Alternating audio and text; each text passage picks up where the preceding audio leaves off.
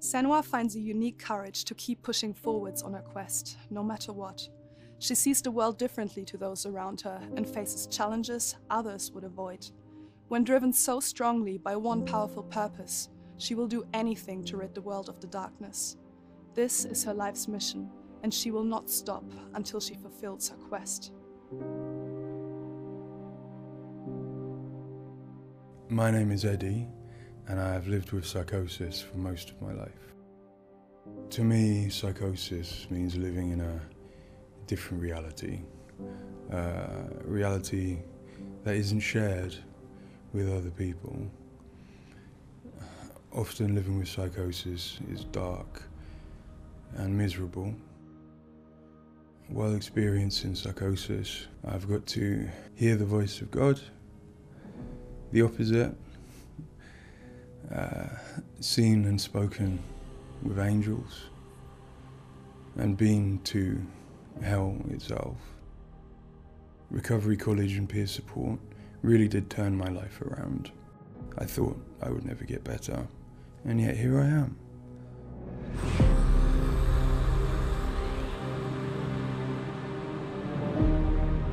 In hellblade, she lives in a reality that other people might find hard to understand. She sees significance in symbols, in meeting people, in all sorts of things that are going on around her. Senua is experiencing an altered state of reality which would be very hard to understand without having experienced it yourself or playing Hellblade. Lost soul who fought through hell to find us. You were lost. These do what? Everything I've done. Seeing the world that others don't, hearing things that others don't, and having unique beliefs about the world. I'm a clinical doctor, but have also added research and teaching to my role. And in all three areas, I'm especially interested in the human brain and how it strives to make sense of the world, which is complex and changing all the time. Psychosis is not medical and psychiatric conditions, but ultimately it's a loose description of a shift in one's experience of reality. What are you doing? Not what it is. And they might come to believe things that are quite uncharacteristic for them. For example, they might feel that somebody, perhaps somebody even very close to them, is intent on trying to harm them. Now, it's very important to remember that this is not just a vague feeling or an imagination. To the person, it feels like their reality, just as everything around me feels like my reality to me.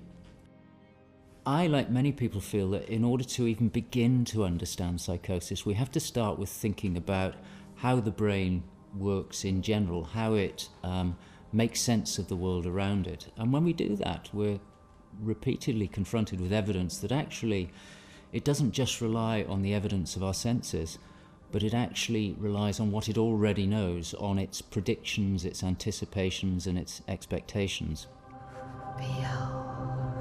Would we want to simply as passive receivers, we would be completely swamped. We'd be like a newborn infant trying to make sense of the colours and shapes without any way of having a framework to try and understand those colours and shapes.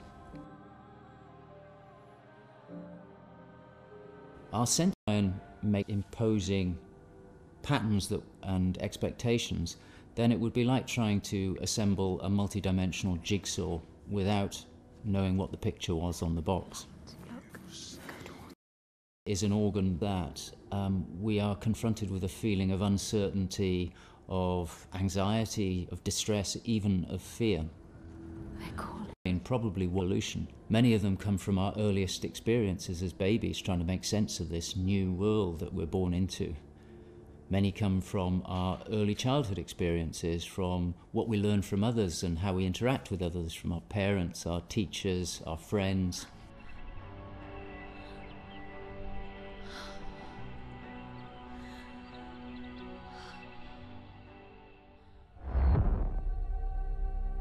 is of our senses, but also what we are predicting or expecting from the world. So this blend exists in a very fine and delicate balance, and the weighting of that balance probably varies a great deal across different individuals. But crucially, this balance is what determines how we experience and interpret and act upon the world. And some of them are embedded in shared experiences with others, our society, our culture, our arts, even our religions and our mythologies. So for the most part, this works very well for us and enables us to make sense of the world, but it's also, being a delicate balance, it can be shifted, and it's very easy, even under the most normal day-to-day circumstances, to deviate from objective reality. A good example of this is the hollow mask illusion. All of us are familiar with a mask. We know that it depicts a face and that the inside is hollow. But when we see the mask rotating round and we see the hollow side, there is a deeper prediction, probably embedded in our brain, that facial features tend not to be hollow, that they stick out. And this deeper prediction can override our knowledge that the mask is hollow and make us actually perceive the face as sticking out at us. Despite what we know, the deeper predictions will override this.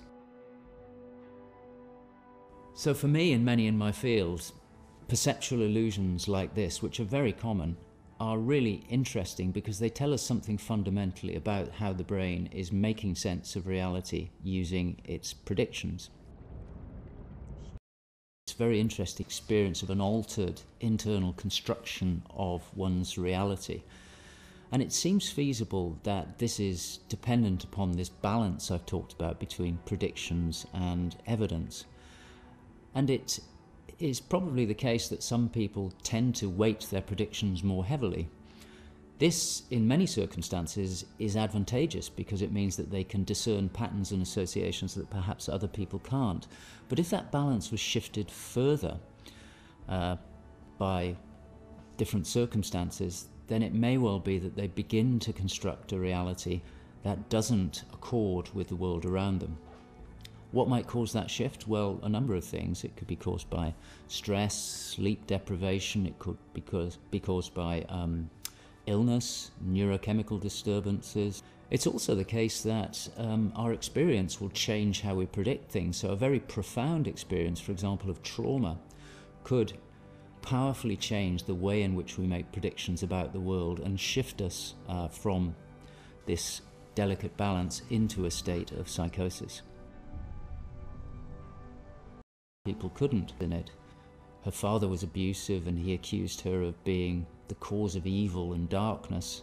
Her mother, who had the same capabilities as she did, was actually sacrificed for the same reason.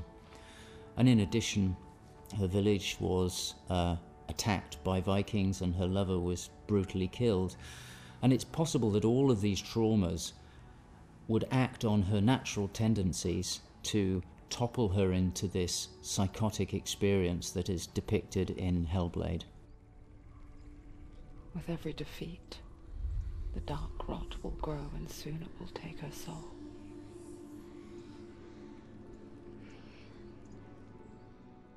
In Hellblade's Senua's Sacrifice, we find Senua discovering and understanding her experiences. They're relatively new to her, and the pain and torment feels at its most acute. Having travelled to a new place, with a mind full of her trauma and Druth's stories of the Vikings, she embarks on a journey of coming to terms with what has happened in her life. Ultimately, rather than finding the unachievable certainty of rescuing Dillion, she achieves certainty in the realization that Dillion is gone forever. She learns to accept his death, and in turn, her experiences of psychosis. Even in darkness, the wonder and the beauty of this world never leaves us. It is always there, waiting to... In Senua's Saga, we find Senua at a different place on her physical and mental journey. Empowered with the sense that she has overcome her own darkness, she's now compelled to follow a new quest, to save her people from that same darkness. You smell their fear. occupied and absorbed by her experiences. To some extent, she is enveloped and enslaved by the darkness. She cannot ignore her voices and visions. She's totally committed to the quest within her altered reality. In Saga, there has been some resolution to this. There's no miracle recovery. She still experiences the voices and visions. She still has a changed reality. But the balance of power has shifted. She is the one who is able to be in control. She's able to resist and challenge the voices. She's able to make decisions that much more clearly reflect her own goals. I see through your loudest strength. And in addition, in Saga, she is able to encompass the reality of others. She sees them for the constructions that they are, and she is able to interact with them. And I think that's a very powerful change and a very important area to explore. Health journey, and us as creators have new challenges to overcome. Where Senua's belief system will clash with that of others, her experiences will play out in the presence of people who don't share her perspective, and where she feels a new sense of power in being chosen for the quest, but also a new weakness, bowing underneath the weight of responsibility that sits on her shoulders. But their tone has changed this time. She continues to be haunted by her father, and she starts to feel the odious presence of Icelandic myth infecting her mind. That scream. With us, we spend time with people with lived experiences of psychosis, and also with Paul Fletcher. This made a strong basis of what it is to hear voices, what they say, how they sound, how they change or react to external stimulus. And this paired with all we learned from the first game, Hellblade Senua Sacrifice, led us to create Senua's own sonic version of reality. To me, it's a privilege to sit in a room to play our game, and as we progress, hear their comments, thoughts and suggestions. Each one provides a different perspective, and I find especially inspiring and humbling to hear from Eddie his own experiences. Especially, I find he has a way of putting very complex emotions, situations, in a very simple yet poetic way, and it's really inspiring for me when I'm thinking in Senua's journey. We use binaural audio to bring 3D space in the headphones. This allows to experience the voice hearing and other sounds with a physical sense.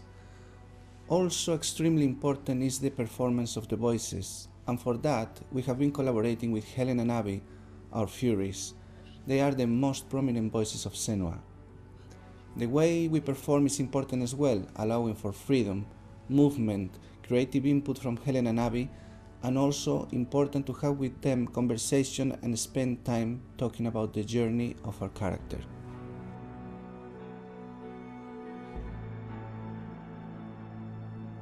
There is a lot of time gone into experimentation, so every sound in the game is connected in some way with the emotion that Senua is experiencing as she travels through Iceland, from the sounds of the nature to some of the musical moments.